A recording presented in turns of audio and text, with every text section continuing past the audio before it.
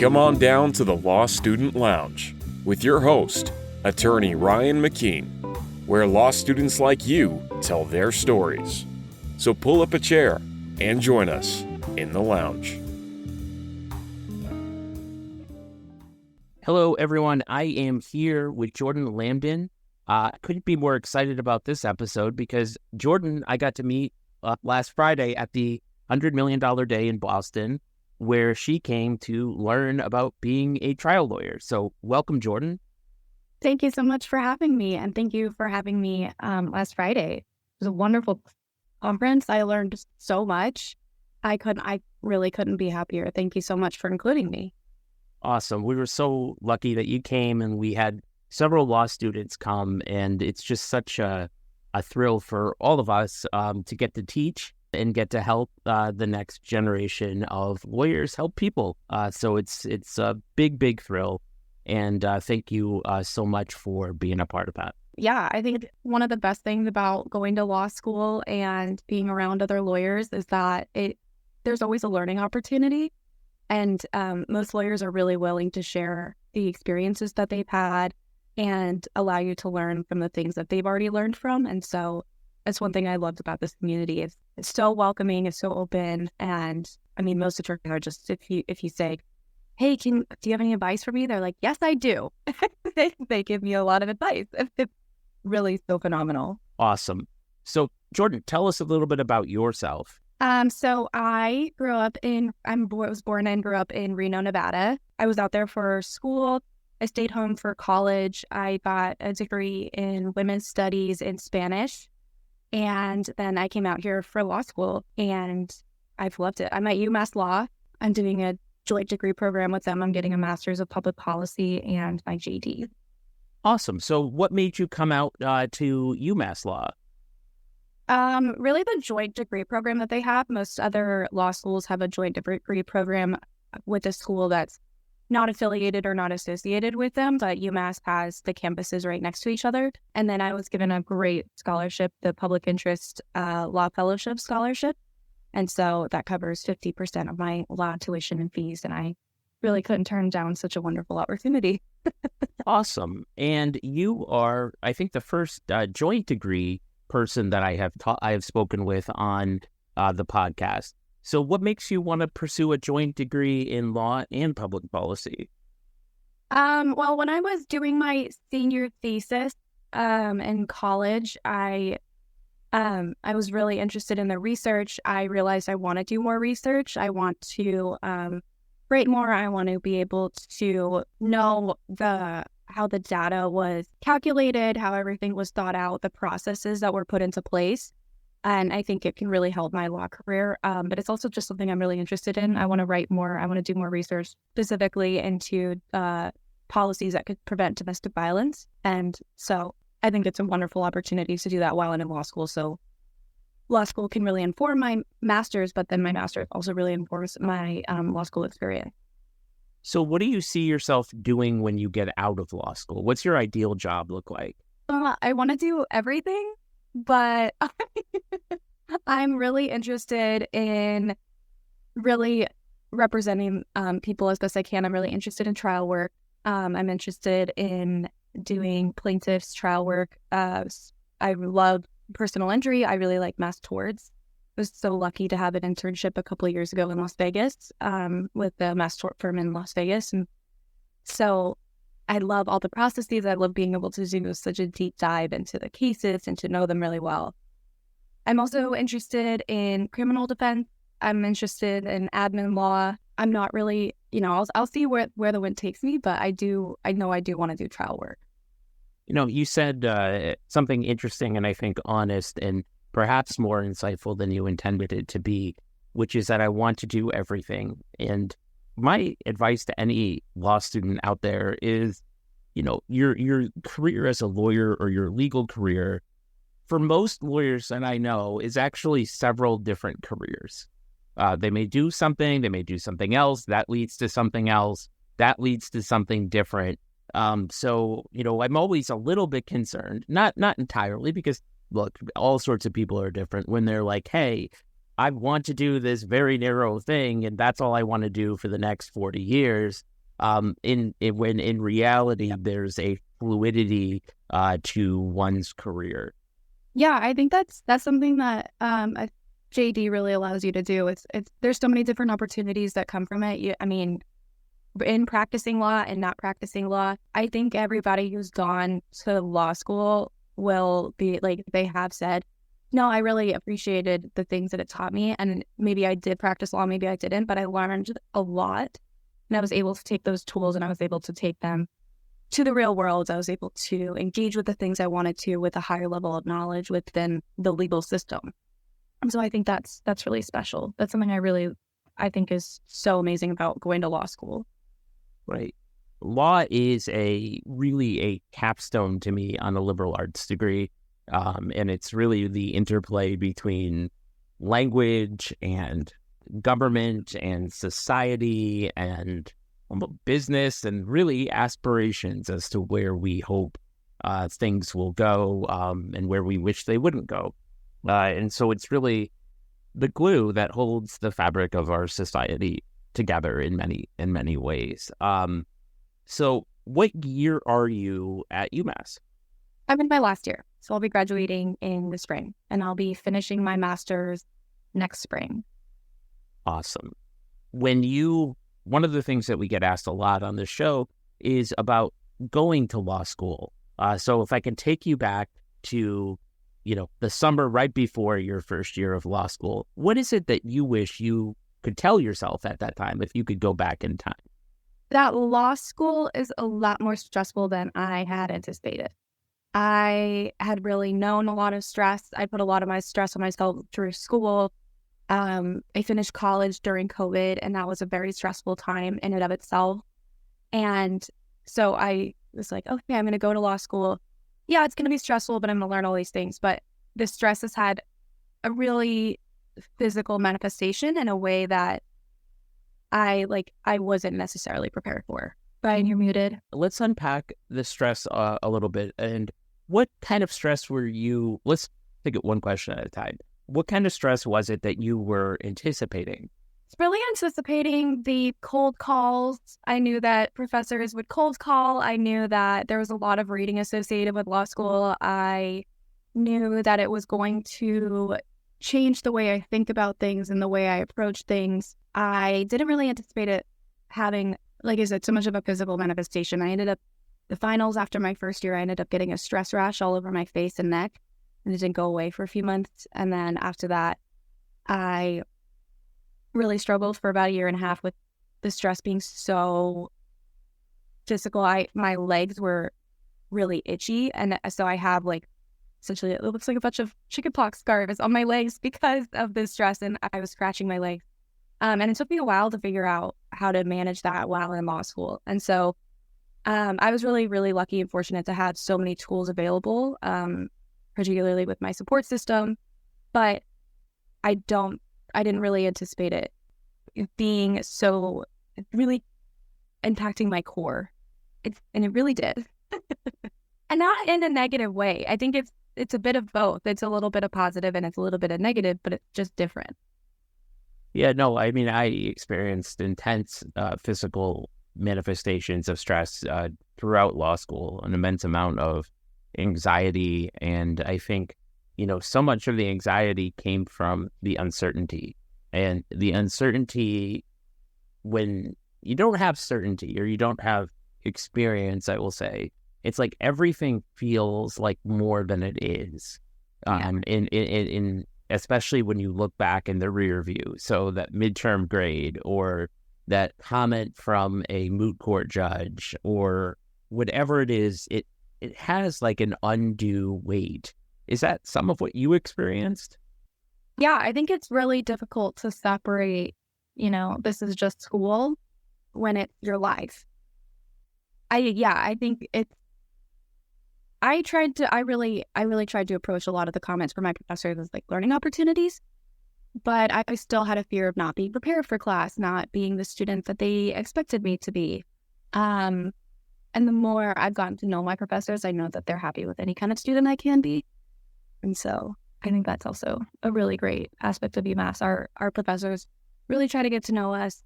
They want to know what's going on in our lives so that they can help us and help us learn in the best way possible.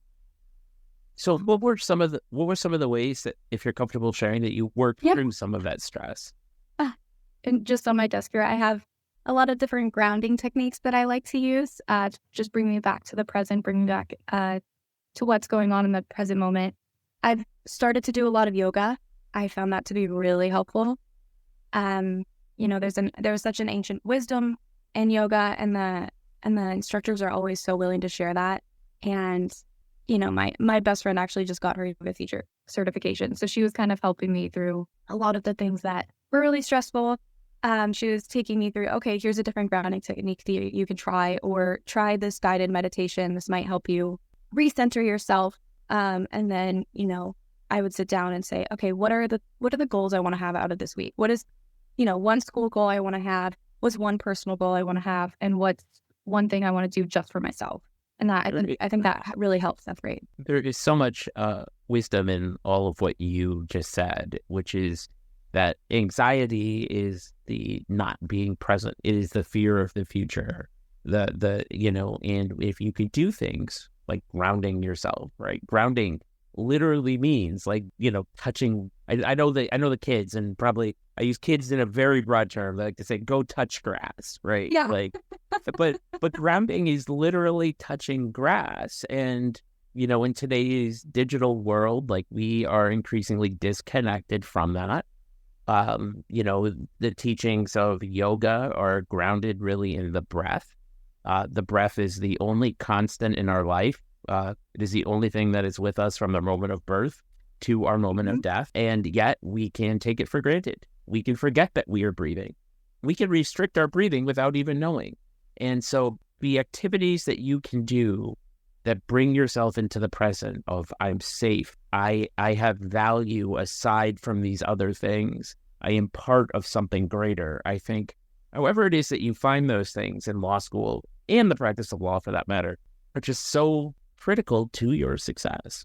Yeah, I think that's really true. I think it's something that I didn't really find it until the end of my second year. It took me a while to get there. It took me a while to realize I really do need to dedicate the time right now to being present, to being here in the moment, and to remembering that law school is just school, and it's just one part of our lives. And it can be so incredibly big in the right now. It's everything I'm doing as a full-time student. This is my whole life right now. And so I think that being able to, knowing that I need to take the time for myself to be present, to really search into what do I want from school, because that's going to inform what I'm going to do right now. And I can't go back later and learn things, in the future, I can't go back and say, oh, I wish I had been more present because I would have learned this great thing. One of my evidence professors says a great thing. He says, the time for learning is now. And so invest yourself in the learning right now, and that you will be rewarded in the future. And I think that, he's also drawing us to the present moment. He's saying, no, you need to be here right now. You need to learn, and you need to process, and then we can move forward and we can move on to the next thing. And I think that that's also really wise. Yes, it is. Because the only way you can lose is if you don't learn. I think so too. In life and the practice of law, for sure. Yeah. So can you take a little bit of a different direction? What some of the things that I get asked about or wonder about really is sort of what is law school like socially right now, and how has that been for you? I think that's a great question. I've really loved a lot of the friends that I've gotten to have from law school. I have a couple of really great friends. I have some great roommates. I'm in the wedding of one of my friends that I met in law school. We became really close really fast, and I'm so fortunate to be able to be part of their lives going forward. I think it can be really easy to get caught up in the drama. I think one of the things that I think this is universal fairly between not just my law school, but I hear it from other law schools, law school is basically middle school. There is so much drama, and people don't necessarily they're so caught up in their own anxious things that they're not really recognizing the way that they're interacting with other people. And I think even not in the negative is sometimes in the positive. But that can have a huge impact. We're not really our full adult selves all the time because of all the stress, Like, I'm really stressed, and so I just need to do this thing. And that can kind of have negative repercussions on your relationships down the road. But I think that there's also an opportunity to really cultivate the positive in that. Like, I'm also really stressed. Let's talk about that. Like, do you want to take a minute? Let me just breathe. And then we can, figure out how best to approach this problem.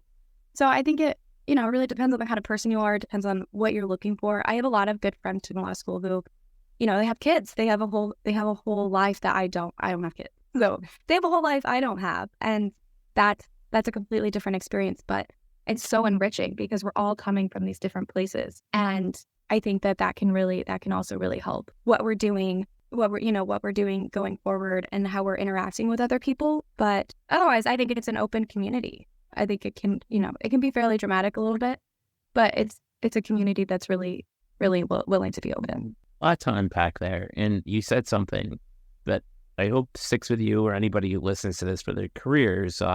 In two respects. You say that when people are under immense stress, they aren't their best selves. And you're going to find that it's important to have empathy in the profession of law.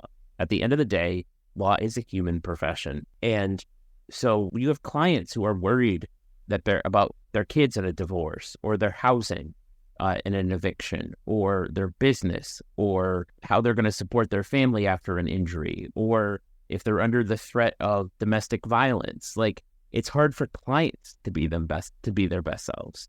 And also the pressures of law, when opposing counsel is under immense pressure, when you're under immense pressure, when your colleague or your teammate or your co-counsel is under immense pressure. Yes, it's very hard to be your best self. And I think it's so important as a lawyer. Look, we have jobs to do. We have to push forward causes. We have to push through, but to, where possible, extend grace to one another and to create space and to essentially not take everything so personally. Because it took me a long time to realize that my actions in this world, don't necessarily correlate to somebody's reaction. And I think it's important to really sort through that. I also think, this happened in my law school. I mean, I almost went broke going to so many of my law school classmates' No, it was, I mean, like, we had so many people in our class get married to each other. That was very common. I should have them on. And they're still married to this day, 20 plus years later. But, law school is an opportunity for you to really develop some lifelong friendships and to meaningfully connect with people who are, they're going to be at your baby shower, your wedding, important life events. You're going to see them as colleagues. You're going to connect with them. So, if you're out there and you're in law school, you're thinking about going to law school, don't sleep on that opportunity either to really connect with your classmates. So right now you are a 3L. Let's talk about sort of like, when I was in law school, there was this saying, I don't know if it still is, but first year they scare you to death. Second year they work you to death, and third year they bore you to death. So where are you on that continuum? Is it still true? What does it look like for you, life as a 3L? Life as a 3L is, it's a little nerve-wracking. I was telling my mom this the other day, like, when I graduated college, all my friends were like, oh my gosh, I don't know what I'm going to do for the rest of my life. And I was like, haha, I do. I'm going to law school. And now I'm at that point where I'm like, I don't know what I'm going to do with my life. Like, who am I? So I'm going through that same stress that they went through a couple of years ago. And I think that really that's a big part of my life right now. Who do I want to be outside of school? I've never not been a student. So this will be a big transition as I graduate. Right now, as a 3L, I think the second year they really work you to death. I worked myself to a point where I pretty much burned myself out. And so I'm really trying to recover from that, trying to give myself some time I've stepped back from a lot of the responsibilities that I'd had. And that's, my school has been really supportive in that. And my peers as well, they really understand that I needed to take on just a little bit less. And so I think right now I'm really trying to manage being in school. I have, doing the things I do, all the outside of school obligations I have, and prepare myself for a few months of studying. Like, I'm really trying to take this time to gather myself and prepare for that marathon of studying for the bar exam. And so I would say it's not boring, but at the same time, I've always loved my favorite part. This is so controversial. My favorite part of the law school is like preparing for finals. I think it's so fun. We just get to look at this entire subject right as it is, like the whole thing. And we get to see how it all connects to one another and really have that time to learn it and to study it. And there's nothing else going on. Everybody understands. Oh, I have law school finals. Everybody gets it. So I have that dedicated time to just learning this subject, and I think it's so fun. So I'm not bored. I'm actually really excited to be able to study and to process everything as best I can. So what has been your most favorite experiences outside of the classroom in law school? My favorite experience, I volunteer at a all-girls middle school here in New Bedford. So it's an independent, tuition-free middle school for girls from low-income families, and the curriculum is so amazing. I mean, and then all of the teachers and administrators are so dedicated to the student, and their curriculum is really based around the community and ensuring that the students have what they need to succeed, not only in school but outside of school. And that's been my favorite part of what I do outside of school. I mean, I've had some amazing internships. I've had some amazing opportunities. I've gone to some wonderful conferences, yours on Friday, and then I was at the International Association of Genocide Scholars Conference over the summer. And I've had some amazing learning opportunities, but I would say our sister school has been my favorite part. Awesome. What are you doing aside from sort of like core classes? Are you taking any clinics, that kind of thing, while you're finishing up your third year here of law school? Yeah, so this semester I'm in a practice course called trial practice. So we're going through and we're learning all the different elements of trial and getting to try our hand at it, get some real-time feedback from our peers and professors. And it's been really difficult, but it's been such a great learning opportunity. In the spring, I'll be working with the Mashpee Wampanoag Clinic. It's a off-campus clinic that UMass puts on, and so I'll be working with attorneys in Mashpee, Massachusetts, and I'm really, really excited to be able to work with clients, and not only just clients. I mean, I so admire our Indigenous communities around the U.S., and I think that there's a lot I can learn from them, and so I'm really excited to learn not only the law and how to do the law myself, but also to learn from my clients. What kind of work does the clinic do? The clinic does, I can't remember off the top of my head, but they do family law, landlord-tenant law, and government benefits law. Awesome. I mean, I think, look, if you're in law school, getting those experiences as much as you can are going to be the things that you're going to look back on and remember fondly the most. And they're also just going to be the things that I think will help you in practice, like no matter what areas of law that you're doing.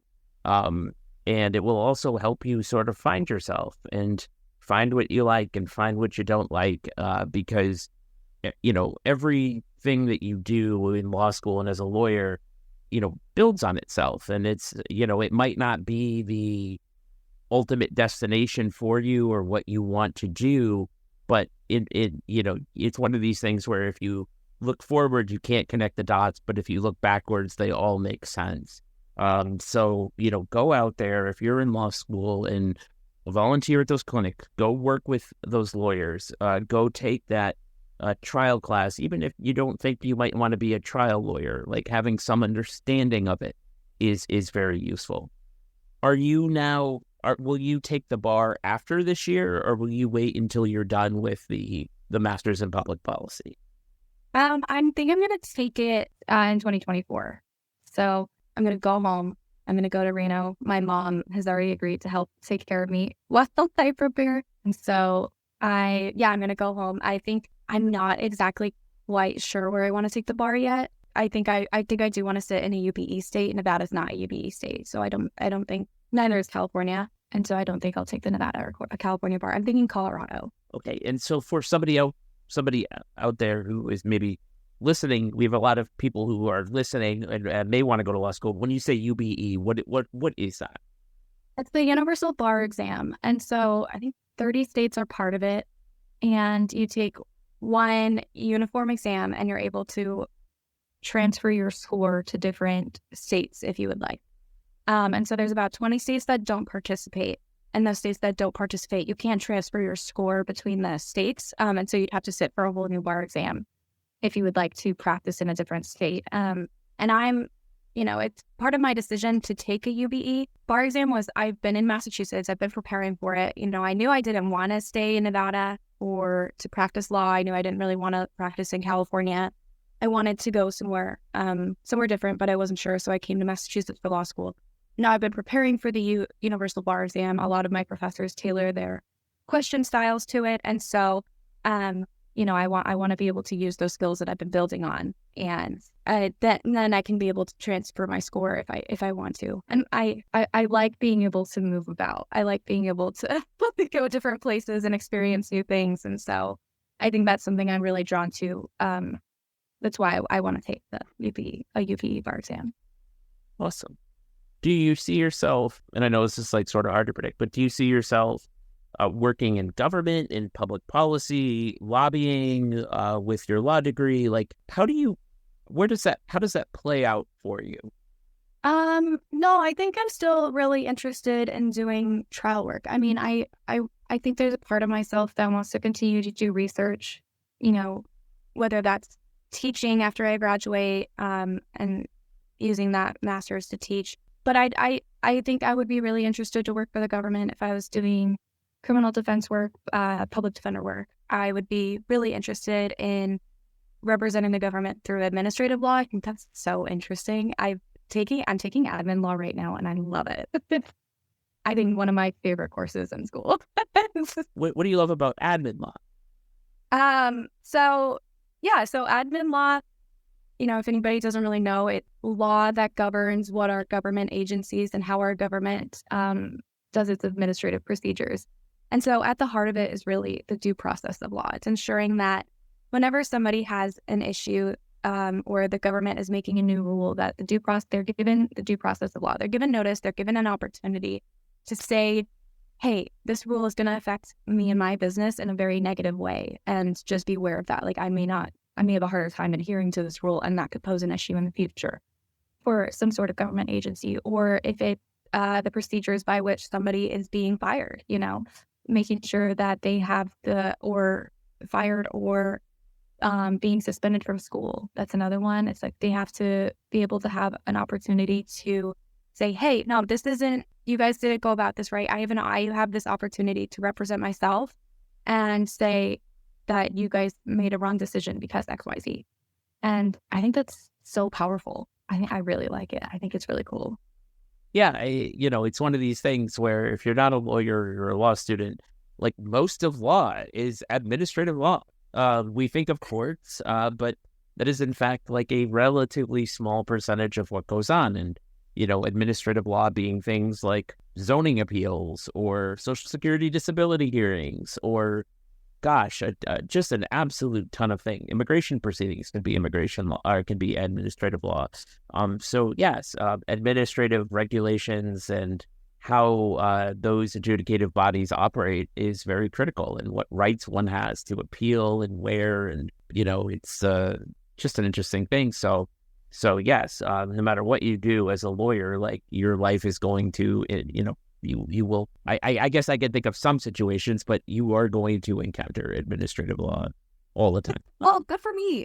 I mean, even in Connecticut, workers' compensation is administrative law. So good for you. for no matter what. I'm going to be just doing something I enjoy. So, Jordan, if somebody's out there thinking about going to law school, what would you tell them? I would ask them their why.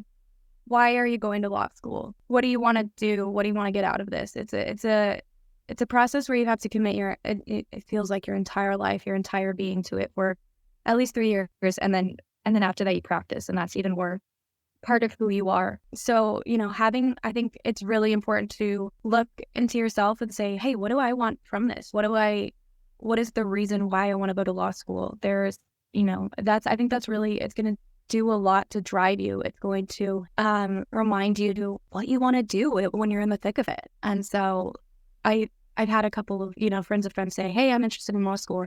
And I say, okay, let's talk about why you want to go. What's the reason? I think there's no bad reason. It has to be enough of what you want from school. It has to be enough to dedicate your life to it. And I think most people have really good whys. I'm always really interested to hear why people went to law school.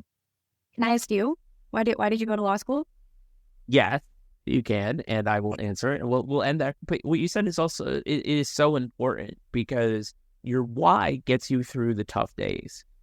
When it's easy, you don't need your why. And, I remember I've run 4 marathons in my life. And the first one, it was like, I never believed I could run one. And so that was my why. The second one, I wanted to do better than my first, because I felt like, hey, I did it once, I could do it better. The third one was I wanted to run it in under 4 hours. And I went out and I ran it in 3:52. So that was my why. And then I did another one. I did a fourth one. And I had no idea why I was doing it. I didn't care to beat my 3:52. And man, that was a long 26 miles. And there were times I was just like, why? I don't care about the medal. I've run the time I've wanted to run. I'm not out here I guess I'm out here to enjoy myself, but gosh, there are other ways one can enjoy themselves in life rather than running a marathon or going to law school for that matter.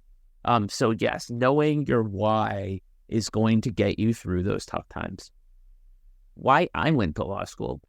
Really easy. I went to law school because I wanted to help people. Like, that is just who I am.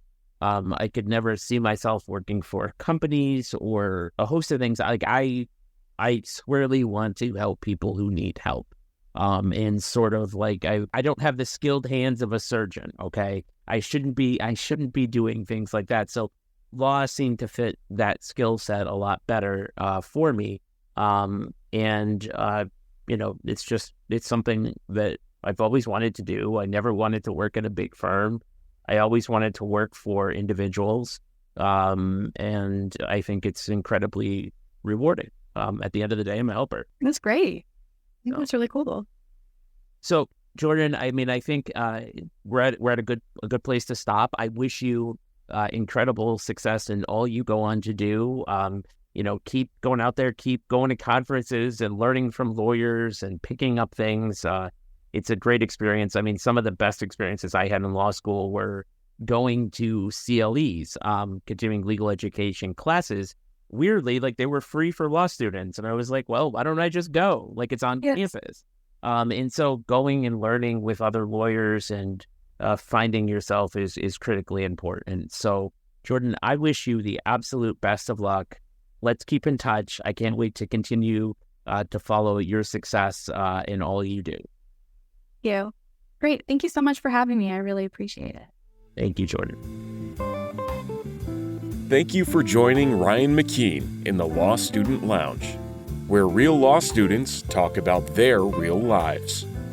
Are you a law student with a story to tell? Learn how you can share your story with us in the episode description. And join us next time in the Law Student Lounge.